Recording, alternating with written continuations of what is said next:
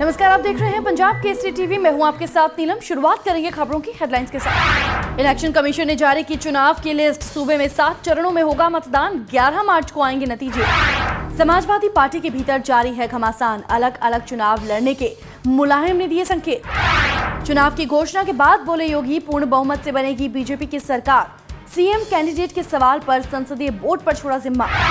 और अमेठी में एक ही परिवार के 11 लोगों की हत्या, परिवार के मुखिया पर लगा आरोप।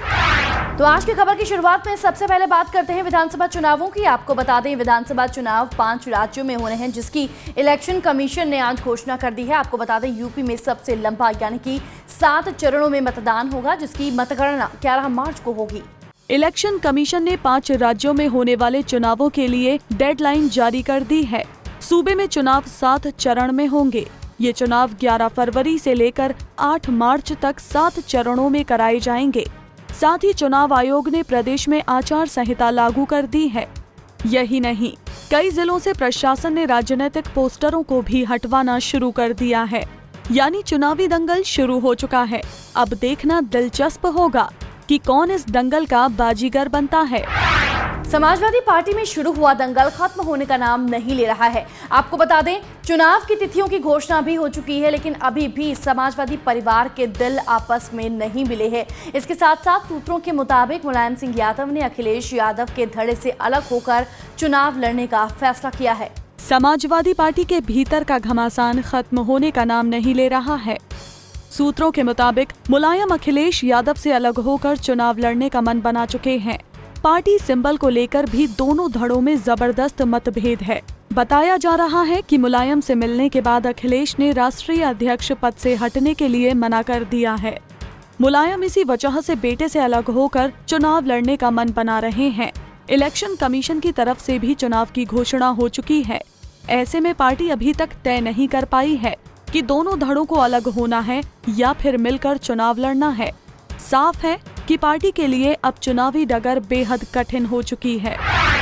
चुनावों की घोषणा होने के बाद बीजेपी सांसद योगी आदित्यनाथ ने साफ तौर पर कहा कि बीजेपी की पूर्ण बहुमत से सरकार बनेगी। इसके अलावा सीएम कैंडिडेट के सवाल पर योगी आदित्यनाथ ने पार्टी के लोकतांत्रिक होने का हवाला देकर फैसला संसदीय बोर्ड पर छोड़ दिया। आप भी सुनिए क्या कहा योगी आदित्यनाथ ने। इलेक्शन होना है, चुनाव आयोग ने घोषणा कर दी है। स्वाभाविक रूप से नोटिफिकेशन के साथ साथ आचार संहिता लागू हो गई है।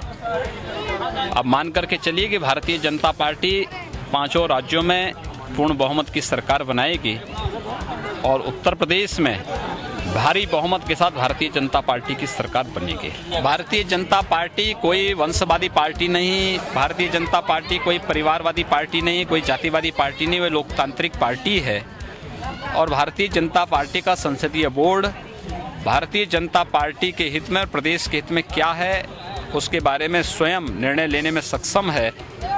हमारा मुख्य लक्ष्य है उत्तर प्रदेश में विकास विरोधी, भ्रष्टाचार और गुंडा राज के प्रतीक सपा बसपा का सफाया हो, इनको बाहर का रास्ता दिखाया जाए और प्रदेश में प्रत्येक नागरिक को सुरक्षा और विकास की सोच वाली सरकार आए। राहुल के संसदीय क्षेत्र अमेठी में एक दिल दहला देने वाली घटना सामने आई है। आपको बता दें, यहाँ पर एक परिवार के मुखिया ने अपने ही परिवार के 11 लोगों की धारदार हथियारों से हत्या कर दी।